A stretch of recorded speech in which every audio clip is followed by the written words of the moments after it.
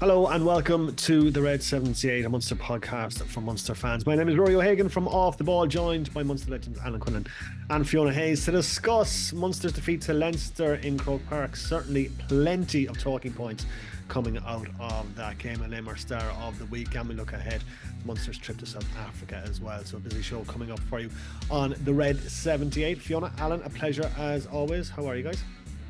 Good, Rory. Delighted to be back. I was away in Munich, so I had the pleasure of watching the Munster Leinster in an Irish bar and music in Munich, surrounded by Leinster fans, so it just wasn't quite the same. I think I'll have to do my planning better because I was raging I wasn't there. At least you're in Munich though for it, so that can soften the blow slightly. Quinny, how are you, sir? Good, thanks. Yeah, all good. Could have been a lot worse. After 15 minutes, it was 21. Munster were 21-0 down, so it was an incredible occasion in a sense, just to see Croke Park packed out. The atmosphere wasn't the greatest in the world, I think, particularly after the start, and it wasn't a tight game, but Munster responded pretty well. So I left Croke Park not feeling too bad. Could have been a lot worse, but look, they have so much strength and depth, and I know they had their own injuries, but the players they can replace their injured players with they're at a different level than any team. So it was some positives to take out of it, but obviously it was a disappointing result in the end again. It certainly was. We'll get into all that. We'll get into the meat and bones of that very, very shortly. First off, obviously a lot of comments reaching us on the show this week, and you've got them there. Yeah, I'll say a few here. I won't be able to go through them all, but thanks a million. We are reading everyone's comments, and we'll try and get through as many as we can. I'll start with Alan O'Flynn. Tough day out. Some calls didn't go our way. Ferocious first 15 minutes. When our line-out stats improve, we are in good shape. I reckon a wish list for me would be a specialist 7.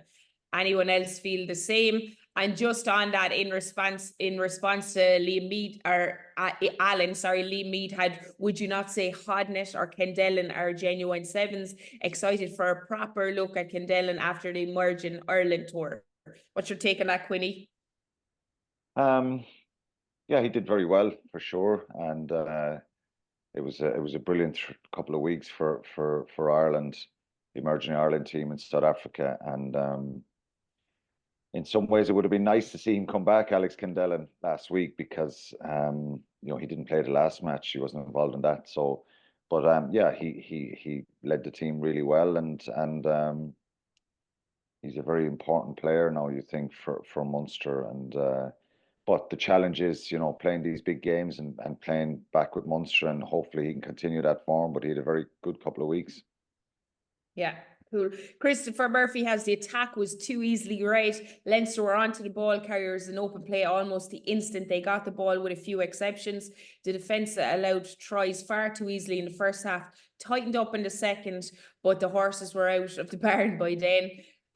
John McDonnell has Munster now are an average team with gutsy performers competing at the highest level, where Leinster are at takes the money to develop world-class players. Munster, Connacht and Ulster not supported by the RFU. Can Ireland support 4 provinces going forward?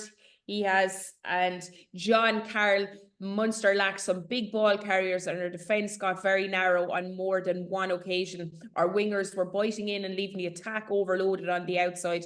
Saturday showed the gulf between the teams. O'Mahony's intensity was really missed.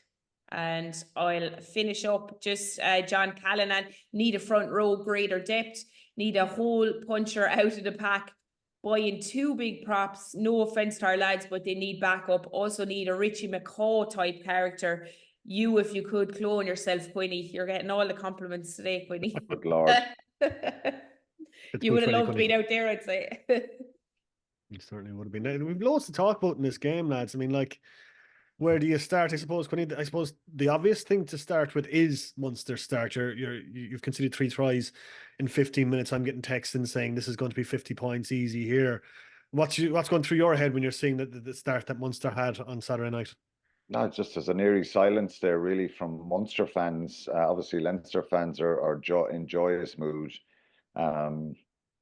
It's not a surprise that they're capable of doing this, Leinster. because we've seen him do it before. And the previous week, they were so dominant against Benetton in that first half. But it's challenging when you're the away team and you're playing against an opponent who's so strong, powerful, and has so much quality. I'm sure Munster would have spoken about that, not giving them this really good start that they got.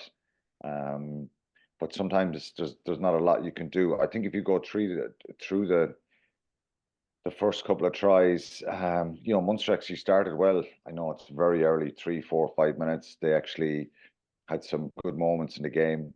The first try, the couple of wide passes off the breakdown caught Munster. They were very bunched, and I think maybe some of that is down to a fear about Leinster's power when they carry the likes of Doris and Jack Conan, Furlong, Porter, these guys. Sometimes you need 2 players hitting them. A lot of the time you do. So they were quite bunched. And then the wide passes, I think, caught them off the breakdown. And then they were able to get outside him and keep the ball alive. And the James Lowe pass over the top. Well, we've probably seen that a few times before with Gibson Park. He's so good at finding that pass. And James Lowe, 6 minutes in, first try, and essentially it's the first hammer blow. But you try and dust yourself off. They're under the posts, and 4 minutes later they're back under the posts again. It's a tough one to take, because I think Munster got a penalty outfield, and Quinlan Doris came in from the side. Munster kicked down just slightly into the Leinster 22. They're 7-0 down. Line out a stole by James Ryan. I think it's a poor call. It's probably a very compressed 6-man line out, 2 pods, and they steal the line out. It was Dermot Barnes' first throw. Niall Scanlon's gone off at this stage, and it's difficult for a hooker to come in. He only throws it where he's told to throw it. It wasn't a bad throw, but I just think it was very compressed. Leinster did really well to pinch that, but it's an opportunity gone. They then go down the field a little bit, and they have another line out. It's Dermot Barnes' second throw. It's thrown over the top to nobody. Leinster gather the ball at the back of the line out. It's a complete miscommunication. It's on the halfway line. They go wide. They come back in field. R.G. Snyman carries. He knocks the ball on. That was missed. It happens.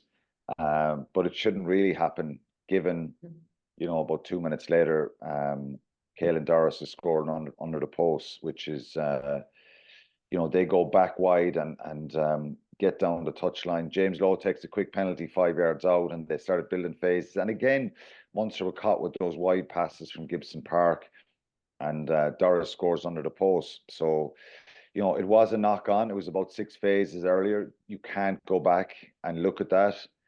It's way too far back, but it was missed. And for the Hugo Keenan try, then the third one, it's 4 minutes later. It's a surge of pressure, but Munster, Jack Crowley, he cuts back in feet.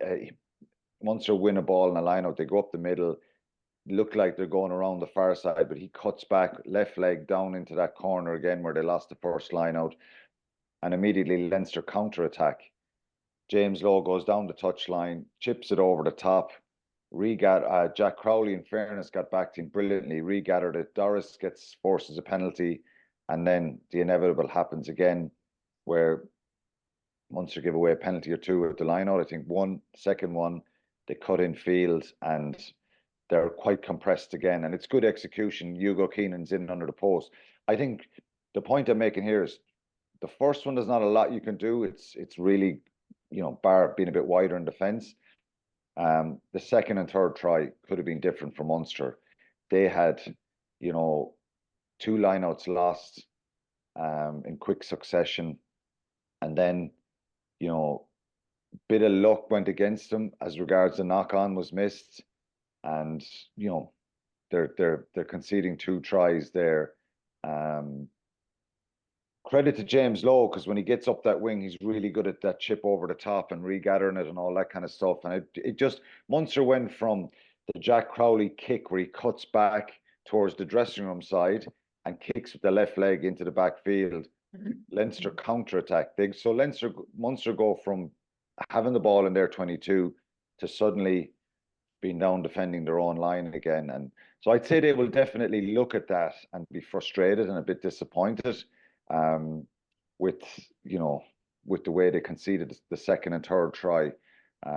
Given that in that Quinny, that second try, I paused it, and that Gibson Park to Van der Fleer, they're on the 5 meter line. It's not very deep pass, and he passes seven Munster defenders, and the line speed to get off if you were 5 meters out and the ball is in the air for that long, you should be absolutely smashing the ball carrier. I think it was it to pass to Jamie Osborne, and he gets the offload up to Van der Fleer, and then he nearly gets to the line, and then they go wide, you know, from that. Was that the first try? No, it's the second try. It's when the ball goes, Van der Fleer offloads then to Conan on the outside, or to Doris on the outside. Yeah. It's like the first try and the second one. It's similar, those wide passes, and they're so flat, as you say. But look, it's easy to say this, but when you're on the back foot there and you're trying to stay connected with your defenders, and we know Munster had problems in round 1 and round 2 defensively. So maybe it's a little bit of a safety net to stay a bit closer and stop those real physical carries from Leinster. But yes, one pass takes out 6-7 defenders, and it's brilliant from Gibson Park. And it's identified probably by Leinster to say, let's get a little bit of width in these passes rather than just a one-out runner coming around the corner. And they did brilliantly with that. And yeah, so it's hard to. So we're talking here, Rory, being standing under your post as a player, and I genuinely was thinking what that feeling is like as a player in that group, in that huddle, trying to kind of go, how do we pick people up here? What do you say? What does Ty Brown say? What do the other senior players say? And sometimes there's an absolute desperation, and you have no choice but to react, or else it's actually an obliteration. And in fairness to them, they reacted brilliantly.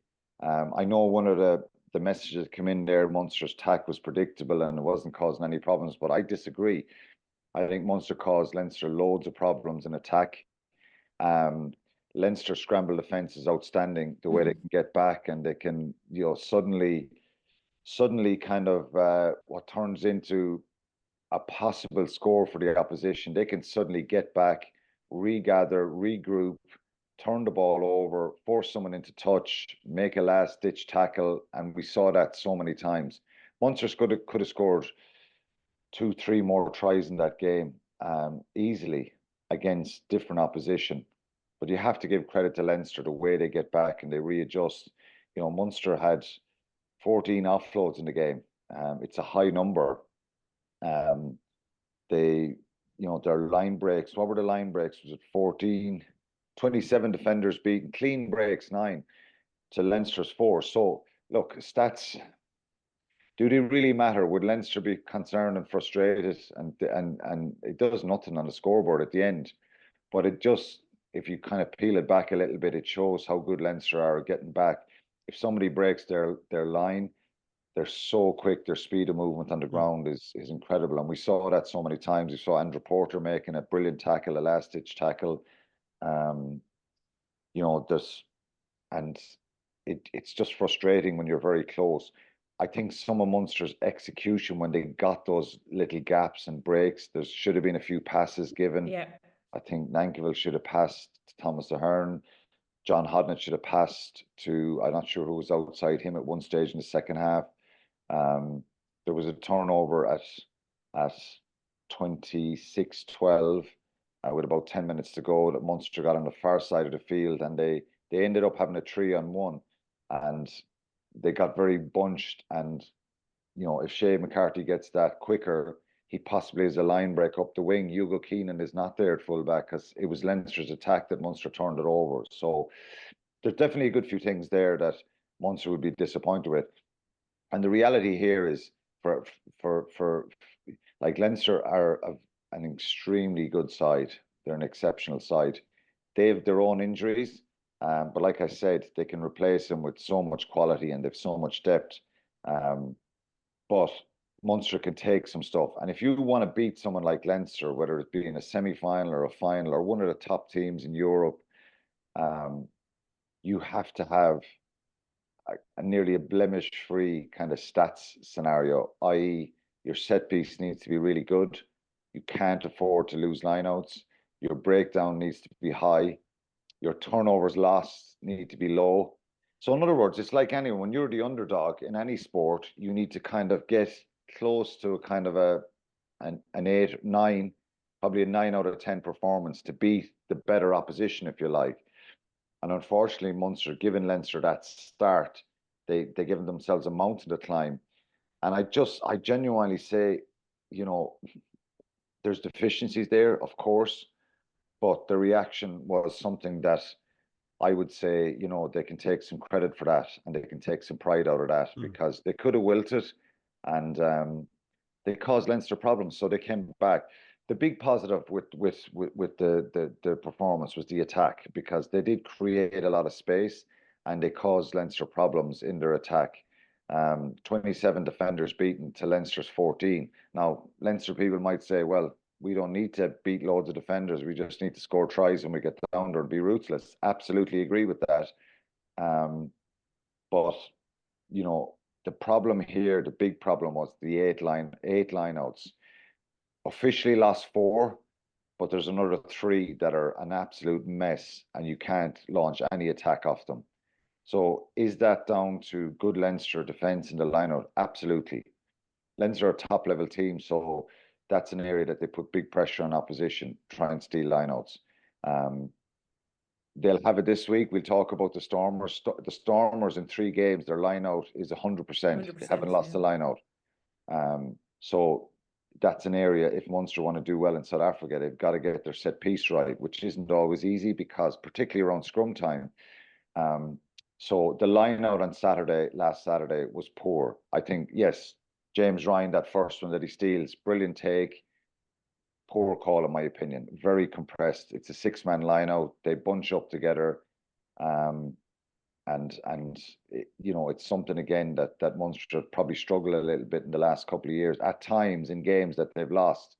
So that's nitpicking, but like the reality is when you've 8 lineouts that you can't launch any sort of attack off and even get your maul going. 5 clean lineouts lost, and the other 3 were a mess. So that's where, you know, the problems lie. If you look at Munster's physicality, like meters made were 333 meters. So if you're trying to take positives and you're looking at this, analyzing this, there's chances created, there's line breaks made, and it's just that last bit of patience or execution. Leinster didn't need to make loads and loads of meters. They made 222 because, and maybe that was part of their, maybe did they switch off a little bit? Did they get a bit comfortable? Did Munster react? And in sport, of course, if you're going to get whitewashed here and a massive scoreline, you're going to react out of desperation. But overall, I think there'll be definitely some frustrations, and it could have been closer in the end, you know. And I just thought the reaction was really positive out of Munster. There is a gap, and that's the reality. We spoke about it going into the game, but yeah, I would think that Munster's physicality was a lot better than maybe round 1 and round 2. So if they can build on that going forward and get some players back, well, they'll be in the mix, and they'll win more games than they'll lose. But a little harsh lesson in the first 15 minutes last week, and you can't do that against a team so good.